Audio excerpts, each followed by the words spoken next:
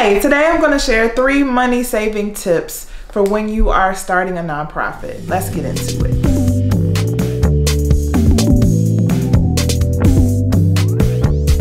Hey y'all, it's Tiffany with Boss on a Budget. I help new and small nonprofits get up and running, and also I help you raise money for your new nonprofits.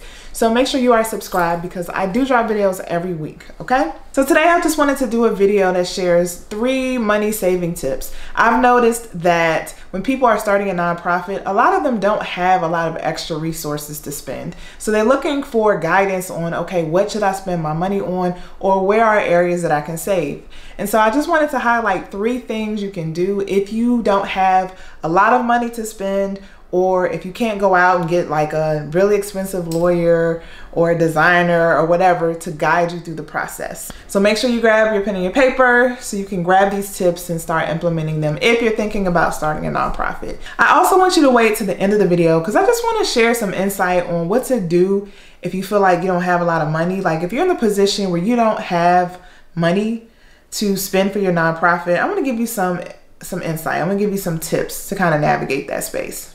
So the first tip is to leverage free or low cost resources to learn how to do things yourself. Now, I have done some videos where I've talked about, should you do your own 501c3 status? Should you start a nonprofit on your own? And so I'm linking that above so you can figure out whether or not that's for you. But if you are confident enough and capable enough to fill it out or to do the process yourself, make sure you leverage things like your library and resources like books and resources on the IRS website to guide you through. If you read enough and you pay enough attention, you will begin to understand the process, right? So it's not necessarily rocket science. It's just a lot of details that you need to understand and a lot of nuance to starting a nonprofit. And you really can become well versed if you study and if you read. So one of the first things I would recommend you do if you're doing this on your own, there's a book called How to Start a Nonprofit. I'm going to link it below so you can check it out. And it actually guides you through the incorporation process, and it guides you through 501c3 status, like applying for that, right? So by reading that book, you can actually learn how to do the process yourself. And I've heard from a bunch of people who are like, I can't afford to do this. I'm going to do it on my own. I want to understand the process for myself, and who use books and also watch videos like mine and other YouTubers to guide them through the process. But also when we're talking about like using resources like your public library, also think through like all the subscriptions that your public library has. So usually your public library may have access to certain things like Foundation Directory Online. So I shared this in another video, but some local libraries have a subscription to the Foundation Directory where you can log in through the library and you can look for grant opportunities in your area.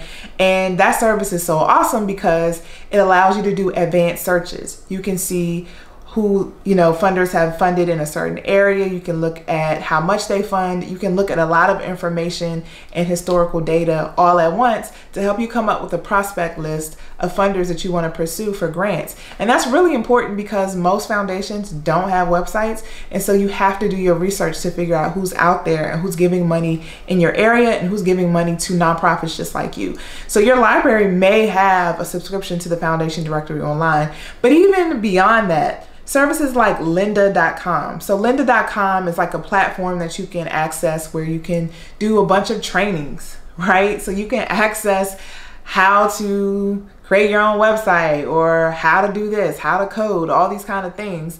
And so you can access different courses for free, right, through your local library. So there may be a bunch of resources that you may not have realized that you can access that you absolutely should tap into. The second money saving tip is actually when you're applying for 501c3 status. So you may not realize that there are 2 different forms that you can submit to get 501c3 status as a nonprofit. There's the 1023 and then there's the 1023-EZ. The 1023 is $600 to submit and the EZ is $275. So your second money saving tip is to submit the 1023-EZ. Now I want you to stay with me on this because some people watching are like, now wait a minute, I've heard you talk about this before and it seems like you recommend Tiffany people doing the 1023. We're going to clear all of that up in this video. Don't worry about that. But if you really need the money, right, and you need to save the money, you absolutely can apply using the EZ form if you're eligible. right? So that's the caveat. There are certain criteria that you need to meet in order to be able to submit that form. And it's included in the form online, and I'm linking that below. So if you really can't afford the $600 price tag, you can really go for the $275 using the EZ. But this is what I would recommend, and this is what I recommend to most people, that even if you're submitting the EZ form, still fill out the 1023. Go through the process of filling it out. Now, it may seem like a whole lot. It may seem unnecessary, but I highly recommend that you read through the questions, that you fill out the financial data, that you answer the questions about your policies and all those kinds of things, because that's a signal to you that the IRS is interested in those specific things. And it's important for you to know what the IRS is paying attention to, because when you have to start filling in your information forms that you submit every year, it's similar questions that the IRS is going to ask you. And they're looking to see if you're practicing good governance, because if there are any indications or any red flags that you're not, then that becomes a concern to the IRS. So as soon as possible, before you even apply for 501c3 status, you should know what the IRS expects of you. And a good way to figure that out is by actually completing the 1023. But what I'm saying to you is, even if you don't submit the 1023, at least do it so you're well versed in it, but still submit the EZ form, right? So the IRS can make a determination whether or not you meet the criteria for 501c3 status with an EZ form. That's why it's created, to have two different processes. So there's nothing wrong with filling out the EZ form. It's just that you're much more prepared strategically when you do the 1023, all right? So make sure you at least fill it out, even though you're gonna submit the EZ, by saving some money.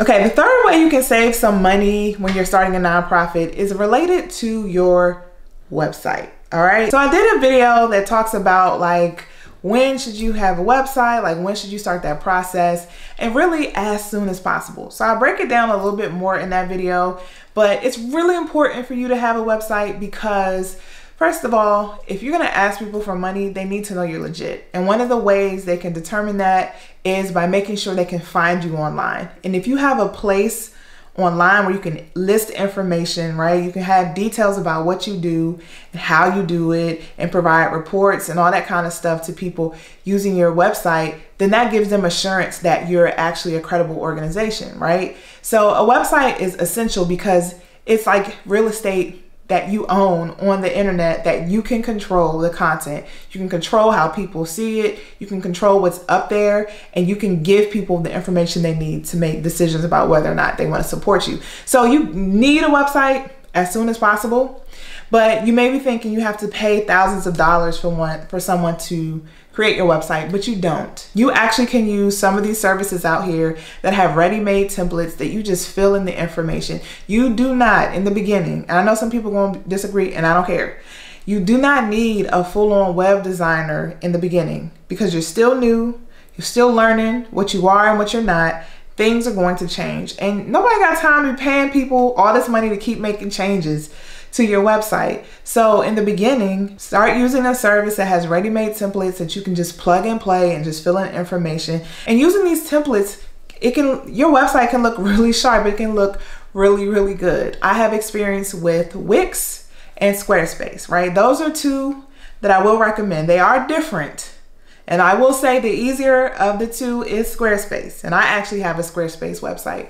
But you can use those services and you can pay as low as $20 a month, right, to have those websites up and running, okay? So that's a way to save money without going to like a really expensive web designer to design this fancy website. That's probably going to change anyway. So just want to throw that out there as another money saving tip. All right, so I wanted to give you a couple of tips on like what to do if you don't have a lot of money as a nonprofit. So the first thing I want you to understand is that if you are a nonprofit, you have to survive, and it takes money and resources to survive. You don't survive only on hope or only on a wish that someone will help you. It takes strategy and it takes a plan to bring in money for your nonprofit to survive. So if you're starting off in a place where you know you don't have enough money, then your nonprofit is already in trouble, right? So you need to put together a strategy that will assure you that you will be able to make money in the next 12 months, 3-5 years, all right? And it is responsibility of your board. It is not just a responsibility of the founder. It's the responsibility of the board to make sure that the nonprofit has the financial resources it needs to do and carry out its mission. Otherwise, what else are you there for as a board? There are other things, you know, you're responsible for legally, yes. But if you can't make sure the organization stays afloat, come on now. What are we doing, right? So my advice to you is hold your board accountable for a financial plan. Make sure you have a budget. Make sure you're clear on what you need to spend. Make sure you put together a fundraising plan or a development plan. Start thinking about the different ways you can raise money to bring in consistent money to your organization. Pull your board together and agree on an amount that you all are going to pay on a monthly basis, right? You have to remember, you are a startup. The money's not going to come out of thin air. So the people who should be, like the very people who should be supporting the organization should be the board first. The board has to set that vision. The board has to set that example. So my recommendation is to come together and you all agree on an amount that you're going to pay into the organization and meet on a regular basis to build momentum so you can start bringing in money and not just relying on your own pockets. Okay. Now this is all talking about the startup phase. Now, as you grow and as you develop past year 1, past year 5, things are going to shift and things are going to change. You can't only rely on the board's resources if you're designated as a public charity nonprofit, right? So you got to make sure that you're looking at other ways to bring in money besides just you. But absolutely, as a board, that's where you start. You absolutely should be holding your board accountable. And if you're not, if your board is not financially contributing, if they're able to and they're not, then that's not a good sign. So you need to go back and think through how you're going to get them motivated to support your nonprofit. If you need kind of more understanding of what the role of the board is, because I know some people may be confused by that, I did record a board's masterclass, so it's linked below, where I did over 2 hours of training on the responsibilities of the board. And I also touched on how to recruit for board members and how to go about that process, what committees you need to have in place, what policies you need to have in place. So make sure you check out that masterclass below. If you need any other help with your nonprofit, make sure you visit me at www.bossonabudget.com, and I'll see you in the next video.